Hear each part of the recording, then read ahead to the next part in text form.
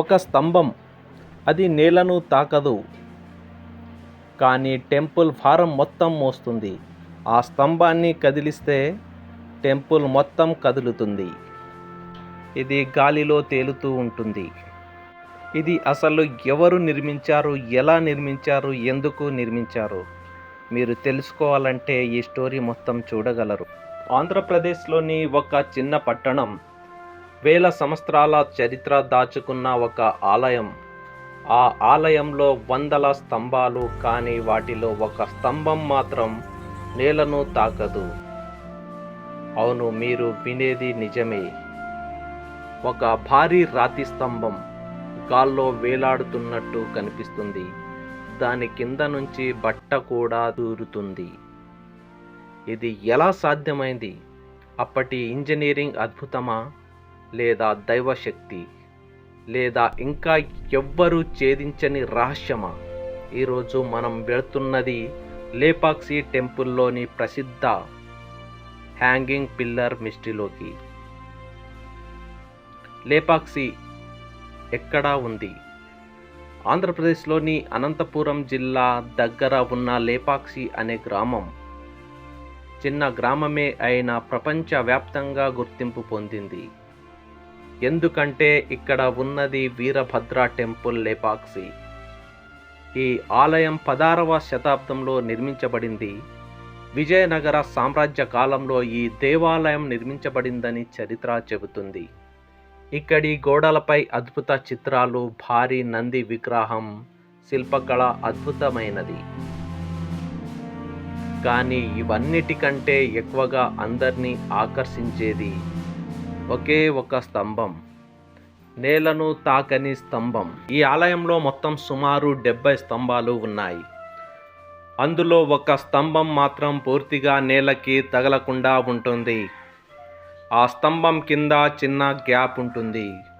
టూరిస్టులు అక్కడ బట్ట, కాగితం, గొలుసు దూరుస్తారు. అది మరోవైపు నుంచి బయటకు వస్తుంది. అంటే స్తంభం నిజంగానే నేలని తాకడం లేదు. అంత భారీ రాయి స్తంభం గాల్లో ఎలా నిలబడి ఉంది? ఇదే ప్రపంచాన్ని ఆశ్చర్యపరిచిన ప్రశ్న. బ్రిటిష్ అధికారిని షాక్ చేసిన రహస్యం. బ్రిటిష్ పాలనా సమయంలో ఒక ఇంజనీర్ ఈ రహస్యం తెలుసుకోవాలని ప్రయత్నించాడు.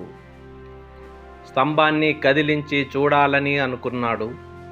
అతను దాన్ని బలంగా తిప్పే ప్రయత్నం చేశాడు, కానీ స్తంభం కదల్లేదు. అయితే ఆలయంలోని ఇతర భాగాల్లో చిన్న చీలికలు వచ్చాయని చెబుతారు. దాంతో వెంటనే ఆపేశాడు. అప్పటి నుంచి ఎవరూ దానిని ముట్టుకోలేదు. ఇది నిజంగా మొత్తం నిర్మాణ బరువుని బ్యాలెన్స్ చేస్తుందా? తెలుసుకుందాం. శాస్త్రవేత్తలు చెప్పిన కారణం. కొంతమంది ఇంజనీర్లు ఇలా చెబుతారు, ఆ స్తంభం ఒక్కటే వెయిట్ సపోర్ట్ ఇవ్వడం కాదు, మొత్తం మండపం స్ట్రక్చర్ ఇంటర్ కనెక్టెడ్గా ఉంటుంది అని చెప్పారు. అంటే మిగతా స్తంభాలు బరువుని మోస్తూ ఉండగా ఈ పిల్లర్ స్లైట్లీ రైజ్డ్గా ఉండేలా డిజైన్ చేసి ఉండవచ్చు. ఇది లోడ్ డిస్ట్రిబ్యూషన్ టెక్నిక్ కావచ్చు. అంటే 500 ఏళ్ల క్రితమే అడ్వాన్స్డ్ ఇంజనీరింగ్ వాడారన్నమాట. ఇది వినగానే మరో ప్రశ్న వస్తుంది. అప్పుడు అసలు టెక్నాలజీ లేదు, కానీ ఎలా వాడారనేది ప్రశ్న. అప్పుడు మోడర్న్ మెషిన్స్ లేకుండా ఎలా చేశారు? దైవశక్తి కథలు. స్థానికులు మాత్రం ఇది దేవుడి మహిమ అంటారు. వీరభద్రస్వామి ఆలయం కావడంతో ఇది దేవుని శక్తి చిహ్నమని నమ్ముతారు. కొంతమంది చెబుతారు ఈ పిల్లర్ కింద బట్ట దూరిస్తే అదృష్టం వరిస్తుందని. మరికొందరు చెప్తారు ఇది ఆలయ రహస్య ద్వారమని చెప్తారు. నిజమా, అపోహలా? ఎవరు ఖచ్చితంగా చెప్పలేరు. లేపాక్షి అనే పేరు వెనుక కథ. రామాయణ ప్రకారం రావణుడు సీతమ్మను తీసుకెళ్తున్నప్పుడు జటాయు యుద్ధం చేశాడు. గాయపడి ఈ ప్రాంతంలో పడిపోయాడు. ఆ తర్వాత లార్డ్ రామ లేపాక్షి లేడు పక్షి అన్నాడట. అదే తర్వాత లేపాక్షి అయిందని కథ. అసలు నిజమేంటి? ఒక స్తంభం 500 సంవత్సరాలుగా నేలను తాకకుండా నిలబడింది అంటే అది మామూలు అద్భుతం కాదు. భూకంపాలు వచ్చాయి, కాలం మారింది, సామ్రాజ్యాలు కూలిపోయాయి, కానీ ఆ పిల్లర్ మాత్రం అలానే ఉంది. ఇది ఇంజనీరింగ్ మిరాకిలా, లేదా ఇంకా డికార్డ్ కానీ ఇన్సిడెంట్ టెక్నాలజీ ఏదైనా ఉందా? మన పూర్వీకులు కేవలం దేవాలయాలు కట్టలేదు, అర్థం కాని అద్భుతాలు నిర్మించారు. లేపాక్షి హ్యాంగింగ్ పిల్లర్ ఇప్పటికీ భారతదేశ రహస్యాలలో ఒకటి. మీరు అక్కడికి వెళ్ళే అవకాశం వస్తే ఒక బట్ట తీసుకెళ్ళండి, స్తంభం కింద దూర్చి చూడండి. అప్పుడు మీకే అర్థమవుతుంది, ఇది సాధారణం కాదు.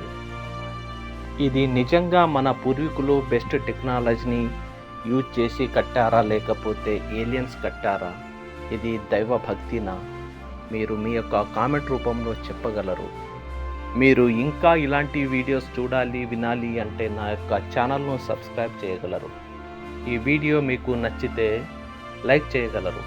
Thank you for watching.